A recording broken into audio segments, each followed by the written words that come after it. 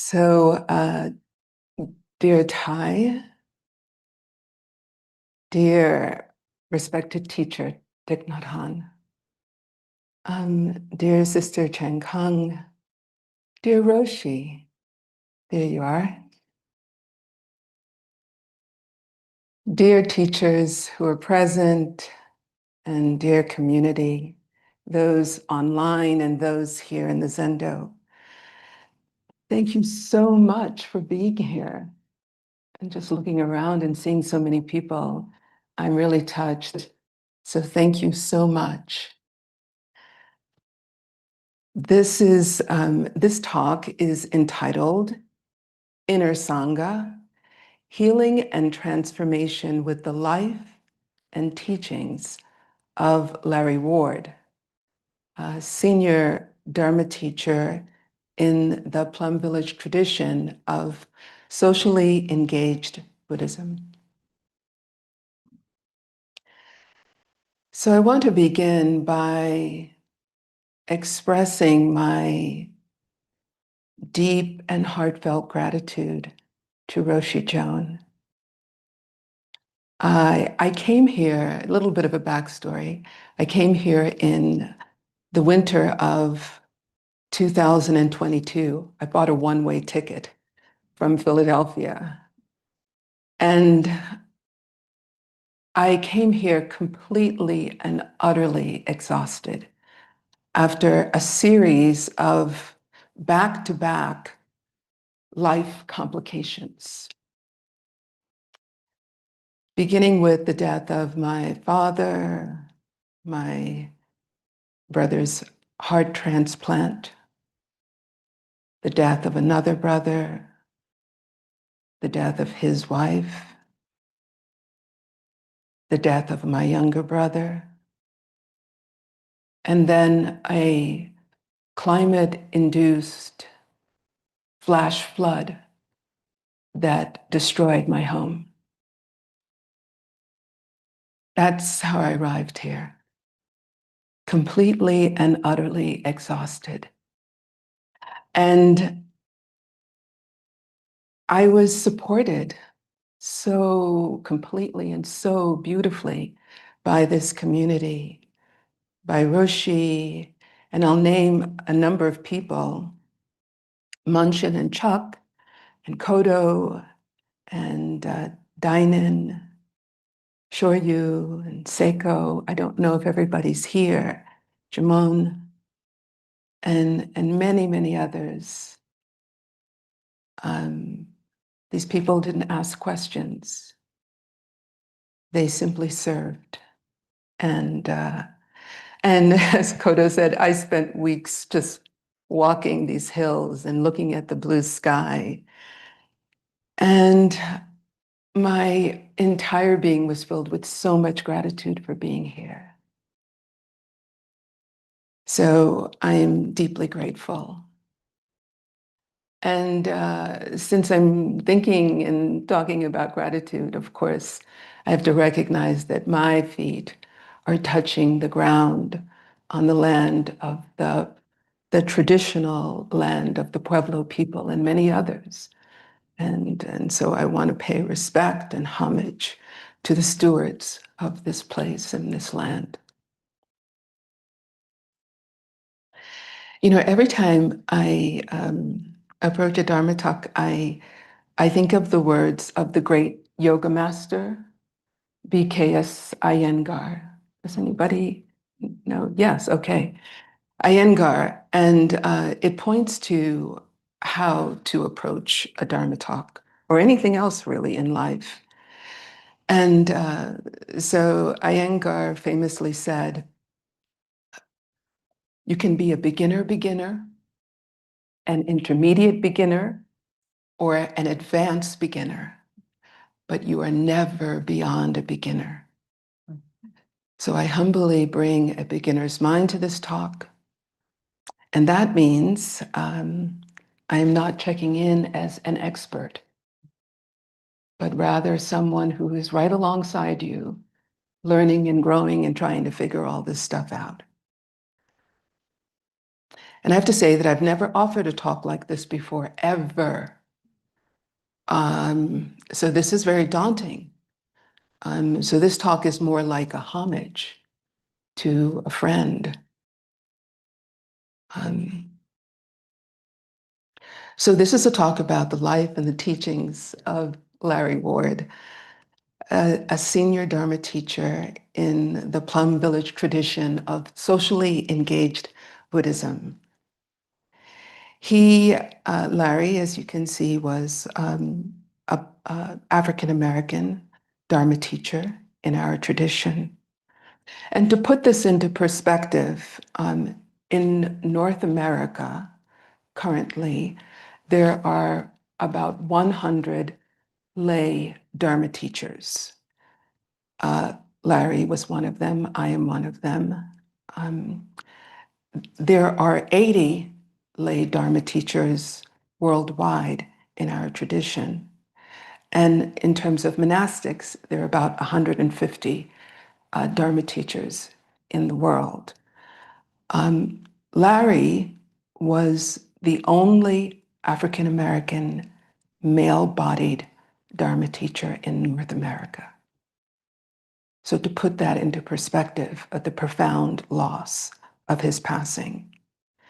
So I want to start with Larry's words. And so we'll begin with a very short 4-minute video produced by Plum Village about Larry. And I'll be sharing from Larry's latest book, which is self-published, and actually the launch for the book is tomorrow. So I'll be sharing a couple of poems from that book. And then finally, I'd like to share, since this is a Dharma talk, about the unique Plum Village model of healing and transformation that was so important to Larry. So let's see the video. Can everybody see?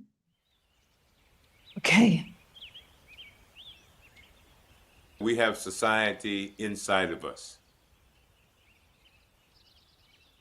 Our land ancestors, our blood ancestors, our spiritual ancestors,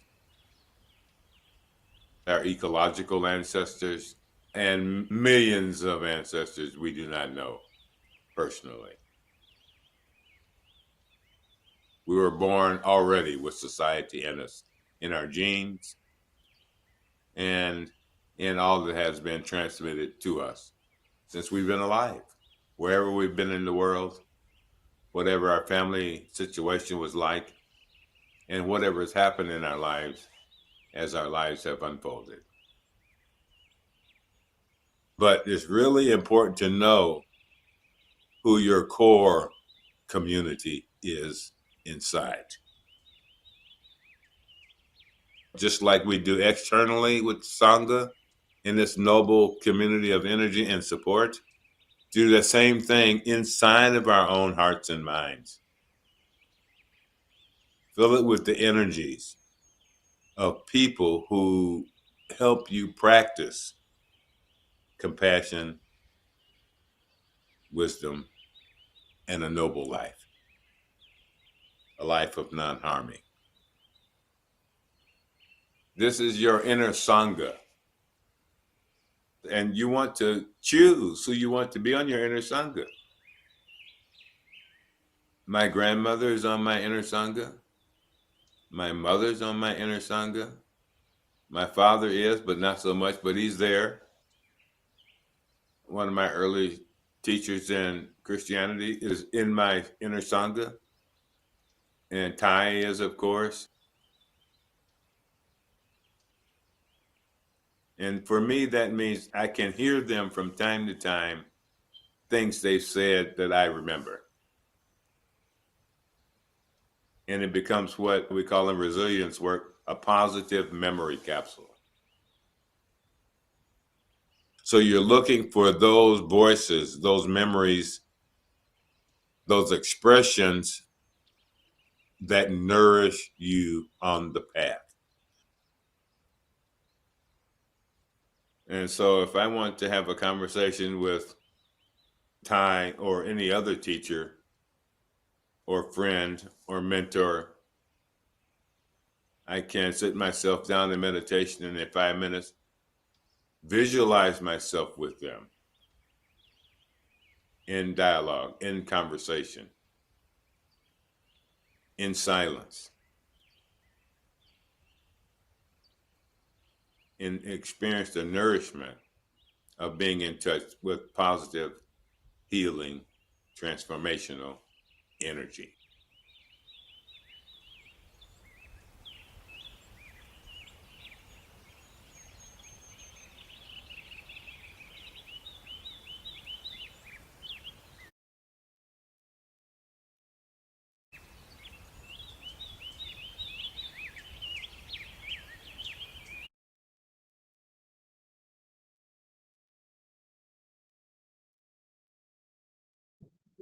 So the question is, who and what? Who is your inner Sangha? What is your inner Sangha? So, of course, the Sangha is one of the three jewels of Buddhism. It is the collective energy of Sangha that offers peace, compassion, and a sense of connectedness. And of course, Sangha is not just about community. Sangha is a spiritual practice that uplifts love, peace, and compassion. So Thich Nhat Hanh famously said that the next Buddha is not an individual, it is the Sangha. So the community itself is the ultimate expression of the Buddha's path. And there are hallmarks, there are indicia of a Sangha. You know, for example, understanding. If there is understanding, is there compassion? Is there harmony and awareness and acceptance? So, in addition to the outer Sangha, we need to develop an inner Sangha. To develop within ourselves that capacity for self-compassion, for awareness, for self-acceptance, for healthy self-esteem. But how do you cultivate this inner Sangha? So Larry was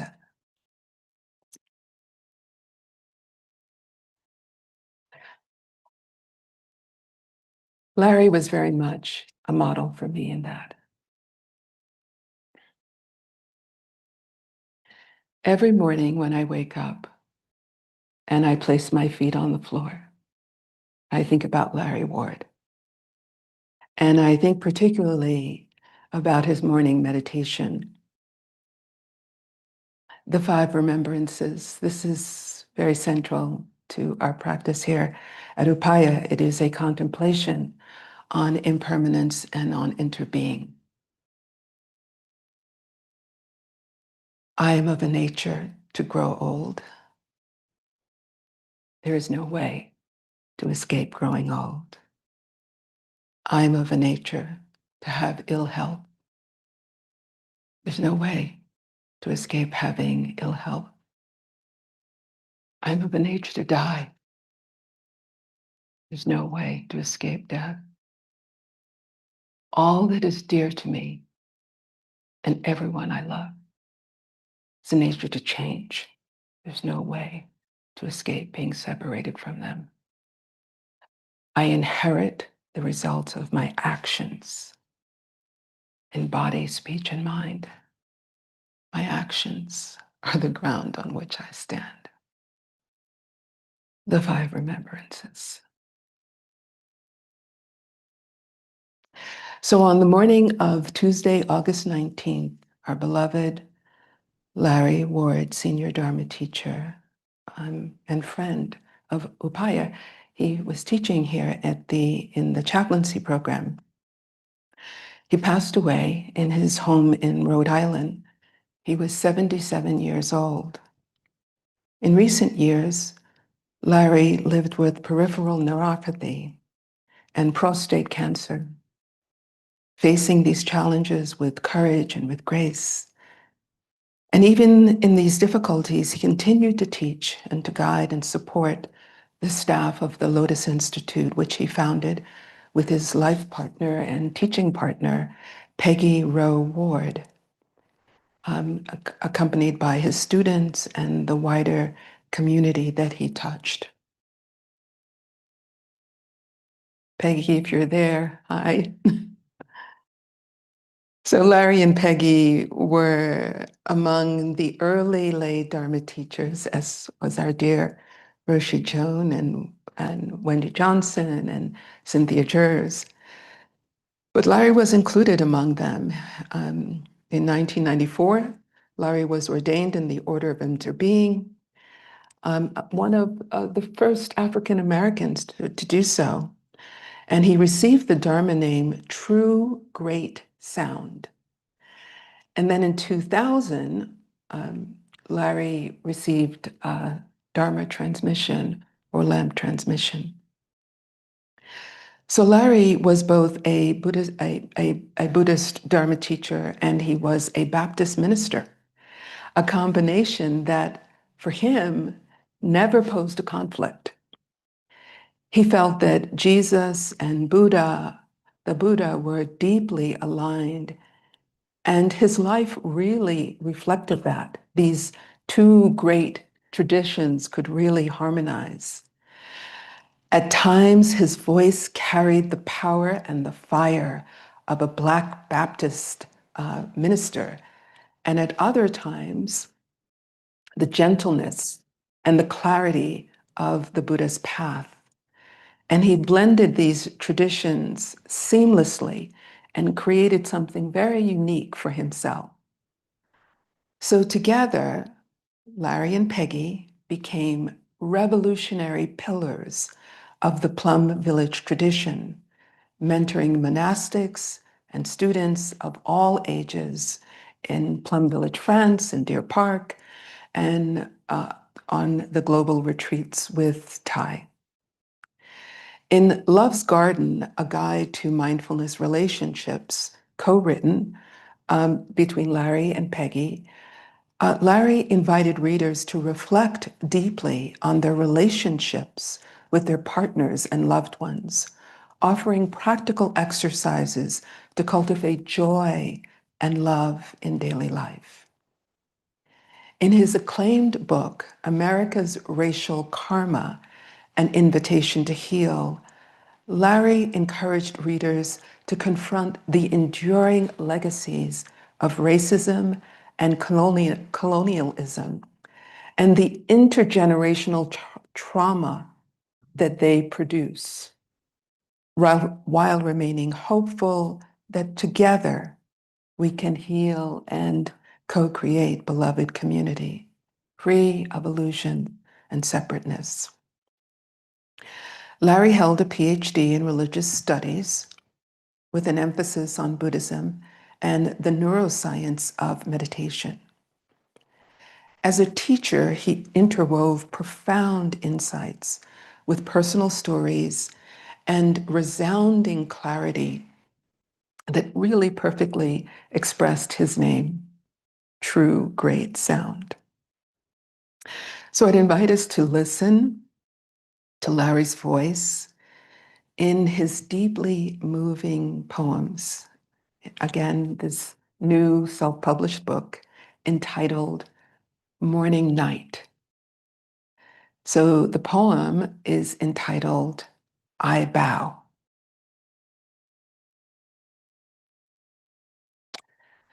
I saw compassion appear in the hillsides and valleys of this world. Beloved community climbing hope's holy mountain. Sitting under an emerald Buddha in a cave of light, called me back to my breath I remembered my death, life's mystery dancing before my eyes. Heart remembers, above and below, sounds of angels' whispers. I bow.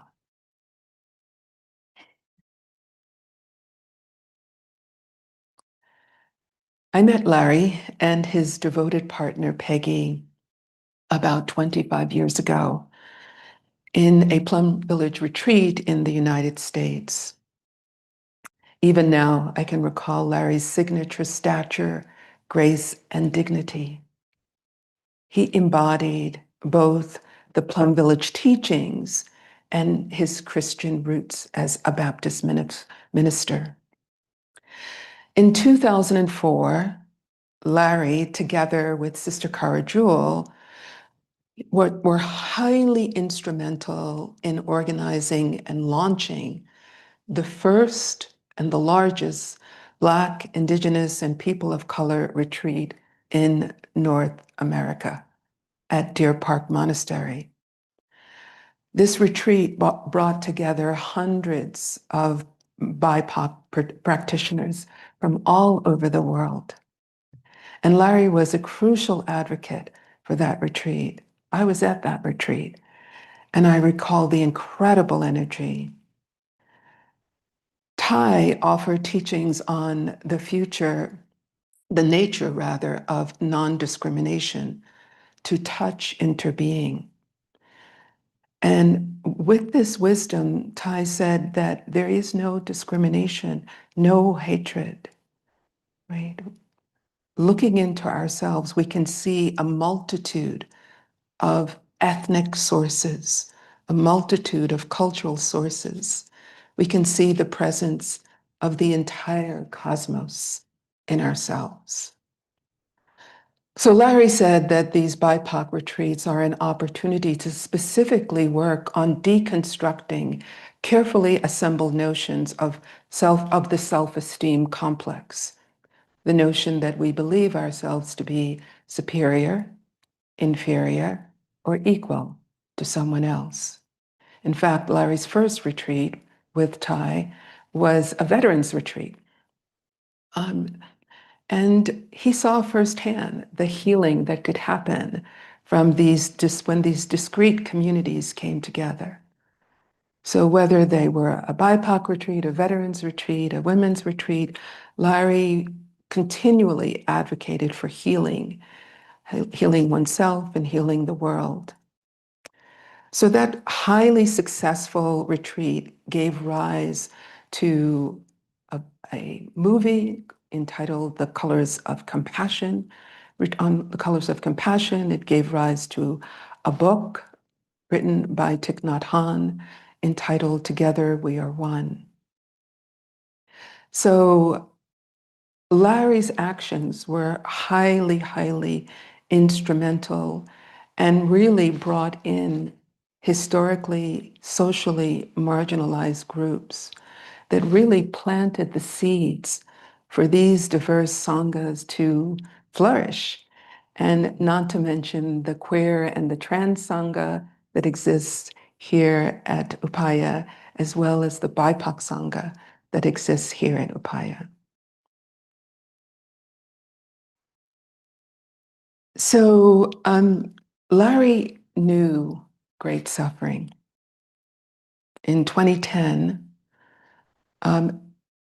a brutal mob bombed his house in Idaho, where he lived with his wife, Peggy,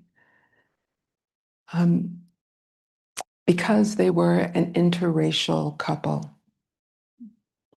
Thankfully, he was on his way to Plum Village, and when he arrived, he was greeted by Thich with open arms. In fact, the first time he saw Thich Nhat Hanh, he knew that Thich was his teacher by the way he moved, by his gracefulness, by his ease. So in the Plum Village tradition of socially engaged Buddhism, every single thing we do is an expression of the Dharma. how we walk, how we open a door, how we sit, how we speak. It's all an expression of the Dharma. We practice bringing the mind to the body to experience this present moment fully. So Thai has written more than 100 books. He has given countless Dharma talks all over the world, and nearly all of them contain the same exact message: that the energy of mindfulness, concentration, and insight helps us to embrace suffering within us and around us, to calm the body and to calm the mind. And Larry's most profound gift was really offering his teachings on how to practice this very unique model of healing that he learned from Thai. So I'll share with you a little bit about this model. It's very simple, but it's very profound. So the first is we practice stopping, shamatha, stopping. Stopping, looking deeply, calming, resting, healing, and transforming. And this is the process of embodied healing. So let me speak a tiny bit to each element. Stopping, shamatha. So let's use our imagination for just a moment. We've transported ourselves from this incredibly beautiful place of ponderosa pine and pinyon and juniper, and we're now in the south of France. We're in Plum Village, and we're surrounded by these very manicured vineyards and plum trees as far as the eye can see.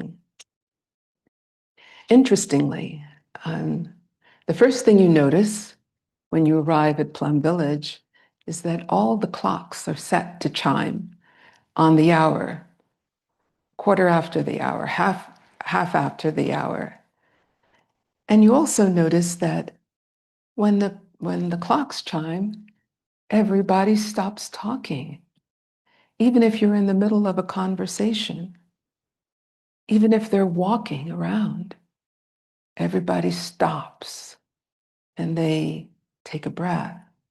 It doesn't matter what they're doing. That is called stopping. And it is a practice of resilience and a practice of healing. So the physical act of stopping is not so hard to do. The stopping the mind, the ruminating mind, well, that's a little bit harder to do.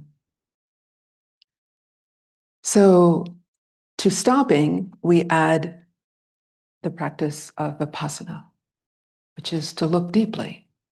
Pause, stop, look deeply, meaning to investigate, right? With curiosity, like, how do I develop the inner Sangha within myself? That is the practice of vipassana. So, as a Dharma teacher, we are trained to speak from our life experience. Our life is our message. And as a Quaker, we have a saying that to let your life speak, meaning that your very life is a Dharma talk. The seeds of the Dharma talk are in your life. So I'd like to share a little bit from my life experience about how to cultivate the inner Sangha.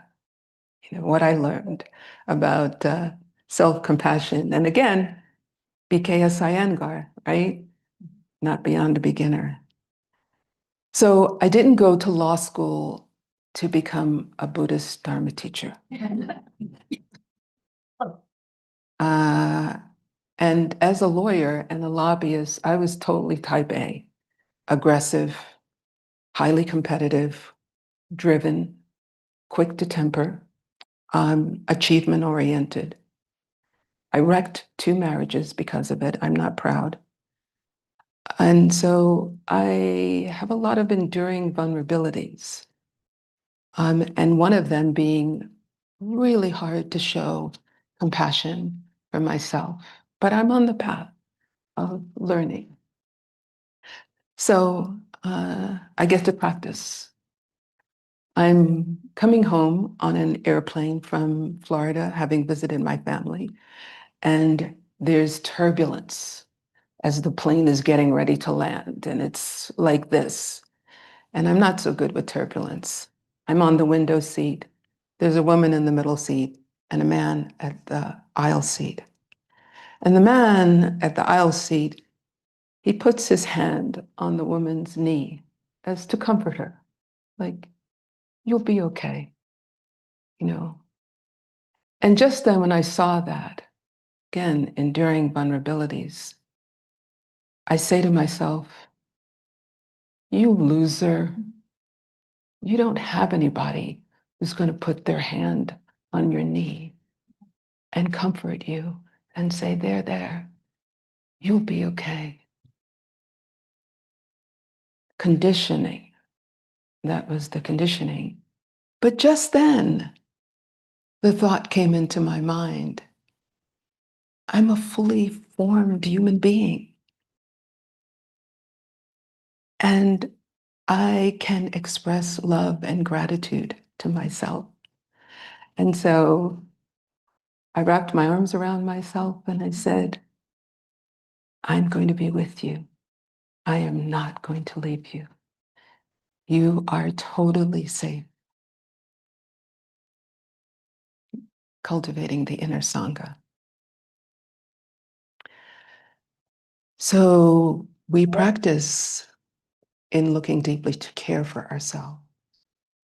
And this is, make no mistake, quite a radical capacity for inquiry, which we cannot do alone. We need community, we need a Sangha to do that.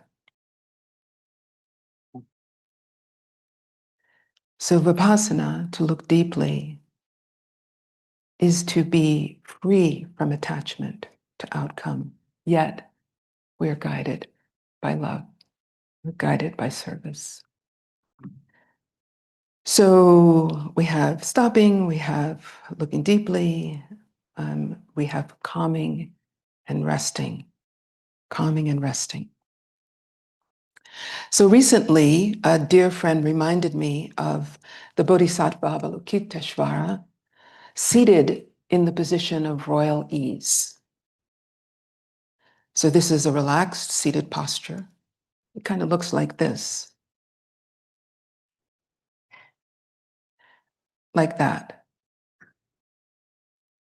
And so I was really delighted to see that just outside of River House is a statue of this bodhisattva sitting in royal ease. And that was lovely. You know, this is a posture of repose, yet grace. It is solid. This is a posture that is a lot of solidity and calm. And what Taya said, that we need to relearn the art of resting, the practice of resting, to rest deeply, to release tension in the body. And of course, this goes to the four foundations, the four establishments of mindfulness, the first being mindfulness of the body. So why this focus on the body? Why this focus on rest, this embodiment? We know that every emotion expresses itself in the muscular system. So imagine anger without muscular movement. Imagine joy without a muscular movement. Imagine grief without a muscular movement. And these muscles are, of course, used to move about. They are to receive from the world, to touch the world, to connect and to be touched. So the practice of stopping and calming is no less important than any other practice It is the practice of peace and compassion. So we practice mindful walking, mindful breathing, mindful eating. And Larry's life has largely been about this practice of stopping, looking deeply, calming, resting, healing, and transforming. So Larry was born and raised in Cleveland, Ohio. As an infant, he was abandoned by his biological parents and adopted at 8 months of age by an African-American couple, Roy and Viola Ward. The couple adopted 3 other children, and Larry says that he received a lot of love from all. He was surrounded by love and care and joy. So let's hear another poem from Morning Night by Larry Ward. The poem is It's a Pity. It's a pity not to know you are beautiful, not to know you've been taught to hate, not to know you have the key.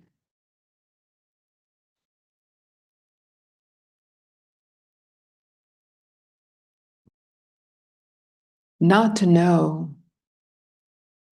that a gentle life has value. Not to know you are here to heal your ancestors. Not to know you are the earth's medicine.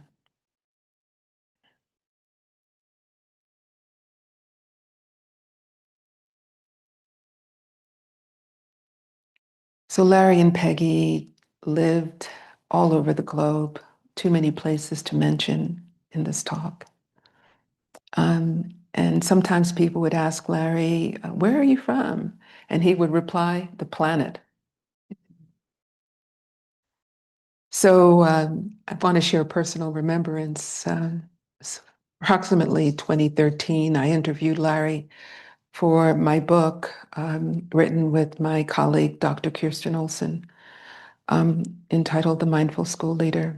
At that time, I was a lobbyist lawyer representing educational institutions. And Larry was the head of the American school in Bangkok. And this was not an ordinary day, and it wasn't an ordinary interview. Um, Outside of the window, I could hear the explosions and the protest of going on in the background.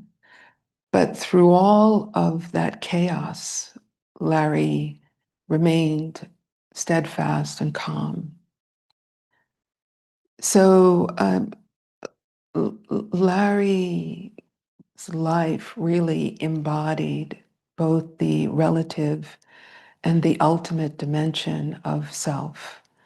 As a Buddhist, as a Christian, revolutionary, he touched so many people. You know, I want to say that Larry spent his last years in Exeter, in Rhode Island, in a small house. And I had the opportunity last month to go to the house and visit Peggy. And he just loved spending hours looking at the trees and the birds.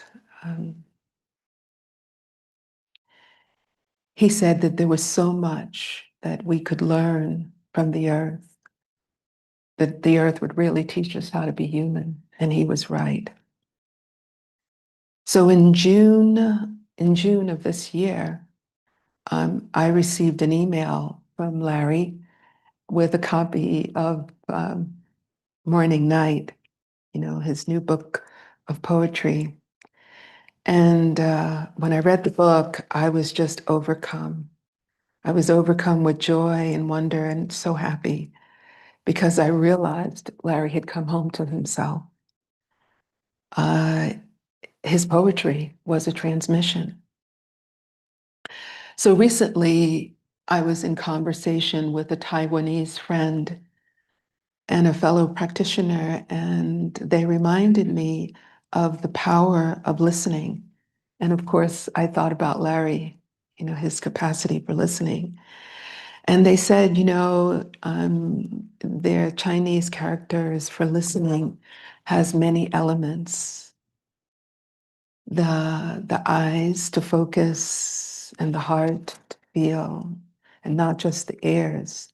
The mind, so many characters. And certainly Larry embodied that capacity to listen to the bounty of life, to the beauty of life, to the brutality of life. True great sound. Larry truly cultivated his inner Sangha. So I want to conclude with one last poem from Morning Night. The poem is called A Vow.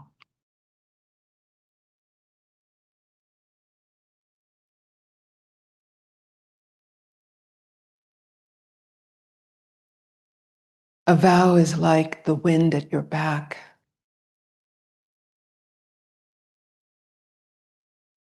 like the path to the ocean above the Sangha shore. A full and open heart of just one person is enough to change the world.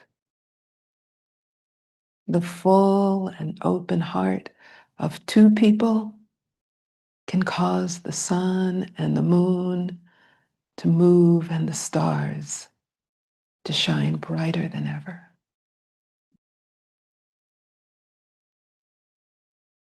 To Larry Ward, my dear friend, thank you so much.